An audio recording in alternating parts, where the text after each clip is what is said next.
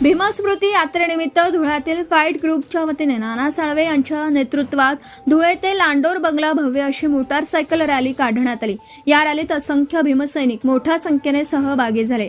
प्रकाश talkies चौकातून निघालेली rally शहराच्या प्रमुख मार्गांवरून मार्गस्थ होत लांडोर बंगला येथे संपन्न झाली।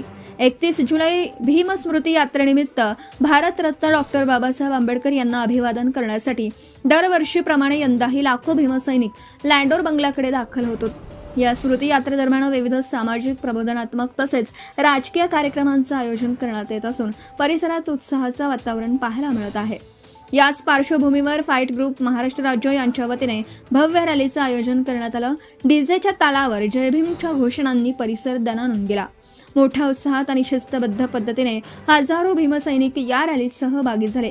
यावेळी फाईट ग्रुपचे संस्थापक अध्यक्ष नाना साळवे, विजय अहिरे, गोविंदा गरुड, पप्पू पगारे, सोनू विधाते, भीमा निकम, पप्पू पाटोळे यांच्यासह फाईट ग्रुपचे पदाधिकारी, कार्यकर्ते आणि असंख्य भीमसैनिक मोठ्या संख्येने उपस्थित होते।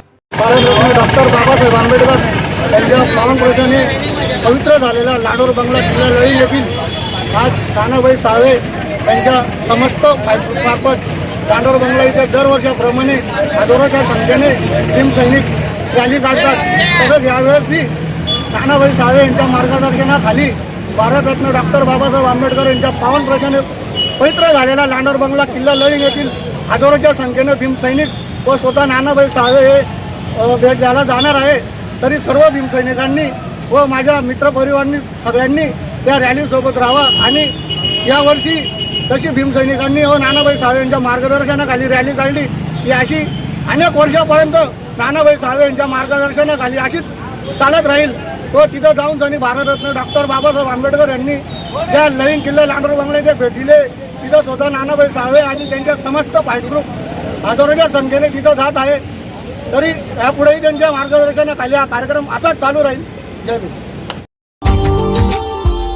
Subscribe now and press the bell icon. Never miss an update.